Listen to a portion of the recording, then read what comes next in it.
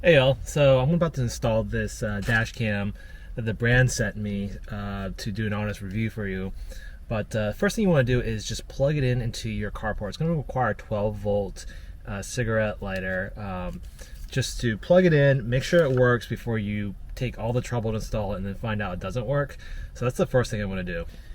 Now, some vehicles will allow you to draw energy with the vehicle off from the 12 volts cigarette lighter, and if that's the case, you're going to want to unplug it each time you get out of your vehicle. Otherwise, it could drain your battery. So if that is going to be problematic for you and inconvenient, I suggest taking a different device now just to test to see if energy can be drawn from the port prior to buying this camera. Okay, I've plugged it in and I've plugged it into the camera and it's not turning on, so that's a good sign that it's not drawing any power with the car off. Let's turn on the car and see what happens.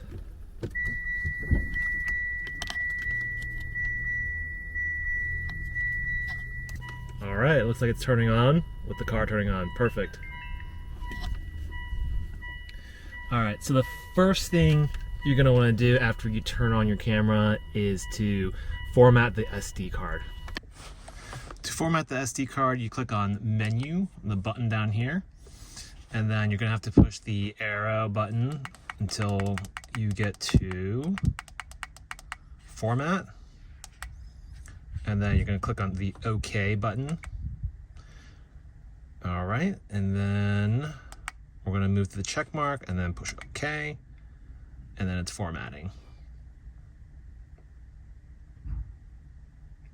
All right. Now we're going to set the time because it's very important to have the right timestamp when you get into a car accident or any type of situation where you need to review the footage. Okay, so this is a tricky part. Once you set the year, month, day, hour, and minute, you're gonna wanna push menu one time, and then you're gonna push the right arrow to get to this check mark, and then push OK. Okay, the next thing you're gonna wanna do is get the plastic film that came with the box. You're gonna pull that off, and we're gonna make sure we apply this to the location where we want our camera. Make sure it doesn't obstruct any other cameras or sensors that you might have up here. And you kind of want to make sure you get all the air bubbles out, very similar to the way that you would get apply a phone screen cover. Okay, so you're gonna want to pull this plastic part off of the dash cam to stick it onto location you've chosen, but it is kind of tricky to pull off. Kind of have to pull it just right to get it off.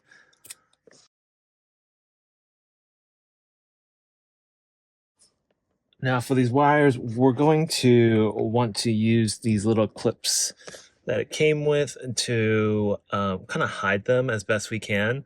So I'm going to use one at the very top to just kind of guide it along this trim up here and hide it within the trim itself.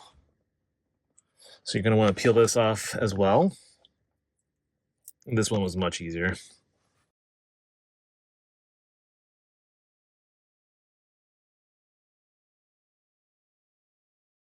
All right, so this cord from the dash cam, I ran it up along here and I tucked it into the car frame and ran it through here using my tool, and then right where this door is, you can pry this up. As you can see, the wiring is in there, and I ran it all the way through here, and then this is where the extra, I'm just going to probably tuck underneath down here somewhere, so it's kind of just out of the way, unobtrusive. All right, so for this rear camera cord, I've tucked it going the other direction towards the driver's side into the frame back here. And now I'm going to use this tool to make sure this gets underneath this panel here.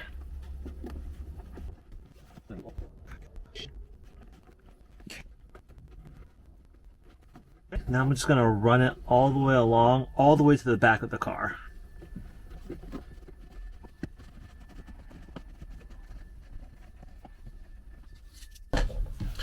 Okay, so we're going to run it all the way through here behind this panel.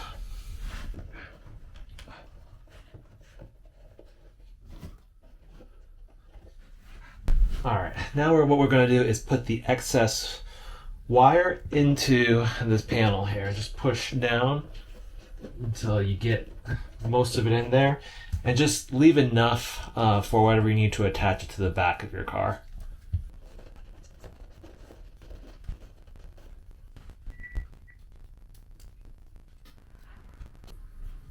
Okay, so once you've determined you've got enough length, make sure you apply this when your trunk is open so that you know how much slack you need for your trunk to be fully extended. And be sure that you have the right orientation, otherwise the image may come out upside down on your dash cam.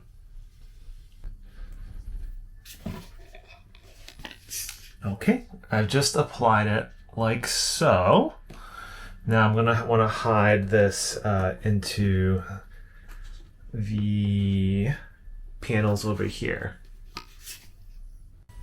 Alright, so what I actually did was I attached them using the clips that it came with onto these little pegs, because it just would not fit underneath the panel underneath the trunk. So these worked out really well. It connects like so, and then it goes into this panel. Alright, so it's all done, all set up. I think it is pretty cool. I can't wait to drive this on the road and test it out.